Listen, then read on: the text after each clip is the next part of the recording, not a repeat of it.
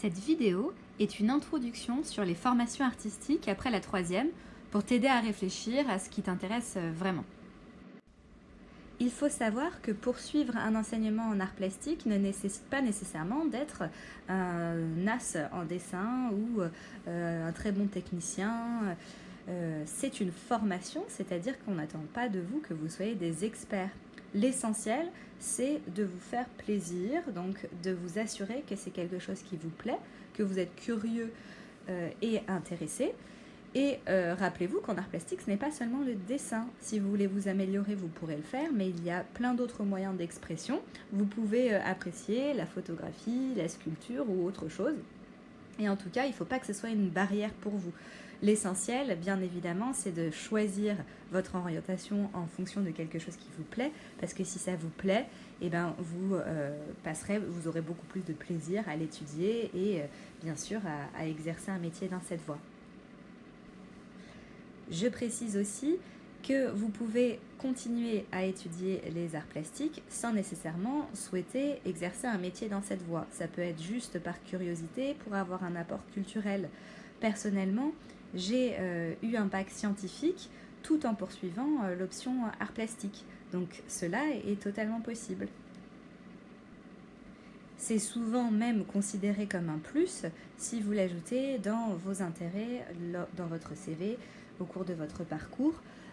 Ça montre une certaine ouverture d'esprit. Donc n'hésitez pas à le considérer. Certains d'entre vous se sont sans doute déjà posé la question de la possibilité de continuer des cours d'art après la troisième. Ça t'intéresse peut-être et tu ne connais pas toutes tes possibilités. Je vais donc te les présenter brièvement. Pour plus de détails concernant chacune d'entre elles, n'hésite pas à me poser des questions ou à ton professeur principal ou encore à regarder les vidéos suivantes. Avant de commencer, il faut déjà se poser la question de savoir ce que vous souhaitez faire dans le monde de l'art. Il faut distinguer différentes choses. Moi, je veux devenir artiste, exposer à travers la France et le monde, partager mon regard unique et singulier. Moi, j'aime bien les cours d'art plastique au collège, mais je sais pas trop ce que je veux faire. J'ai envie de me laisser le temps de réfléchir et le choix. J'ai envie d'être pâtissier peut-être. Ou non, médecin. Ou plutôt mécanicien. En fait, je sais pas trop.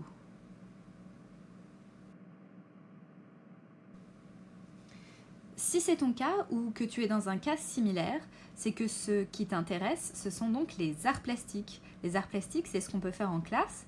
Du dessin, de la peinture, sculpture, vidéo, photographie, installation, performance, etc. Tout autant qu'une ouverture culturelle sur l'histoire de l'art. C'est tout ce que l'on peut voir exposé dans des galeries, des musées ou centres d'art et de plus en plus aussi dans l'espace public à certains endroits. Ah non, mais moi, je veux surtout travailler dans le design. J'ai envie de dessiner des vêtements ou des meubles ou des objets. J'ai envie de faire des sites internet ou des films d'animation.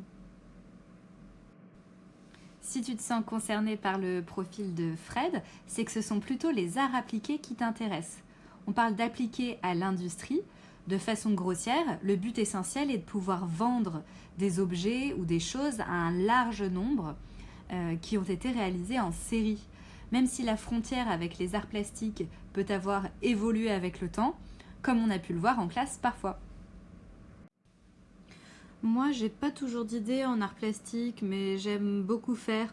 J'aime la pratique artistique. J'aime bien apprendre des techniques et les maîtriser. J'aime bien suivre des tutos, par exemple, où on t'explique comment faire. Si tu es dans ce cas, c'est peut-être le domaine des métiers d'art qui t'intéresse. C'est ce qui est lié à l'artisanat d'art. C'est l'aspect manuel et technique qui est mis en avant.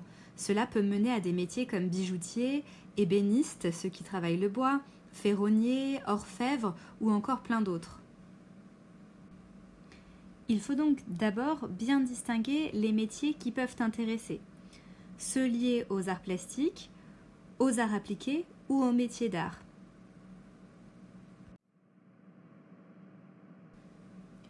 Tu peux aussi choisir de poursuivre une filière générale tout en maintenant un enseignement artistique par curiosité et une envie personnelle, sans pour autant vouloir travailler dans cette voie. Dans beaucoup de filières dites d'excellence, la culture est un moyen de valoriser les élèves et est mise en avant. C'est donc un plus si tu souhaites aller vers ces voies-là. Pour y accéder, il y a différentes possibilités après la troisième, dans ces 3 directions, que je détaillerai dans d'autres vidéos. Choisis donc la vidéo qui t'intéresse en fonction du thème pour avoir de plus amples informations.